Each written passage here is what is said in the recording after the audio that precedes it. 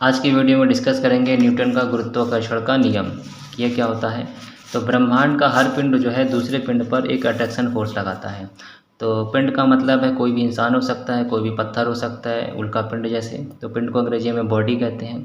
तो यानी कि एक बॉडी दूसरे बॉडी पर एक अट्रैक्शन फोर्स लगाती है, यानी इंसान भी एक दूसरे से कैसे होता है, अट्रैक्ट होता है। तो यहाँ पे कह सकते हैं कि एक बॉडी ने दूसरे बॉडी पर अट्रैक्शन फोर्स लगाया, इसीलिए वो अट्रैक्ट हुआ। तो जो ये अट्रैक्शन फोर्स होता है पिंडों के द्रव्यमान के गुणनफल के समानुपाती होता है। यानी यहाँ पे मान लीजिए कि दो पिंड हैं 20 केजी के 20 केजी के, यानी कि ये द्रव्यमान है। तो अट्रैक्शन फोर्स इनमें लग रहा है। तो अट्रैक्शन जो फोर्स है पिंडों के द्रव्यमान के गुणनफल के, यानी इनका गुणा कर दिया गया। तो 20 का गुणा कर दिया गया। तो जो इसका अट्रैक्शन फोर्स होगा, तो ये इसका अट्रैक्शन फोर्स है और ये पिंड का द्रव्यमान है। तो कह रहे हैं कि पिंड का जो द्रव्यमान होगा वो अट्रैक्शन फोर्स के समानुपाती यानी बराबर होगा।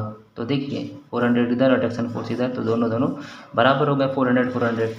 और उनके केंद्रों के बीच की दूरी के वर्ग के व्युत्क्रमानुपाती होता है।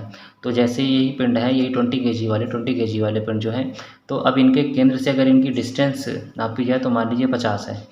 तो क्या होगा, इसके व्युत्क्रमानुपाती होगा। तो जैसे 400 ये इसका गुणनफल आया था अट्रैक्शन फोर्स का।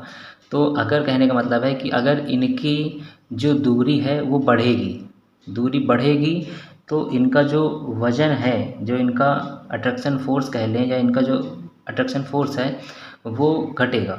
अगर इनकी दूरी बढ़ेगी तो अट्रैक्शन फोर्स घटेगा, और अगर इनकी दूरी जो है वो घटेगी तो अट्रैक्शन फोर्स क्या होगा, बढ़ेगा। तो व्युत्क्रमानुपाती का मतलब होता है उल्टा, कि अगर इधर वाली वैल्यू बढ़ेगी तो ये वाली वैल्यू घटेगी, अगर ये वाली वैल्यू बढ़ेगी तो ये वाली वैल्यू घटेगी।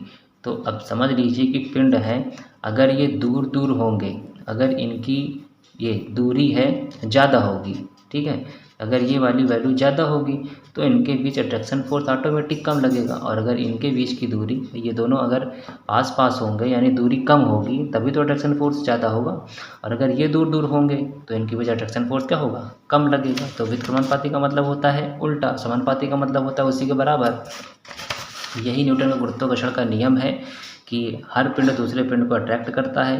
तो अट्रैक्शन फोर्स जो होता है पिंड के द्रव्यमान के गुणनफल के समानुपाती होता है। तो इनका गुणा कर दिया गया 20 को एक साथ लेकर के, क्योंकि इनका जो अट्रैक्शन फोर्स है इसके समानुपाती है, तो दोनों बराबर कर दिए गए।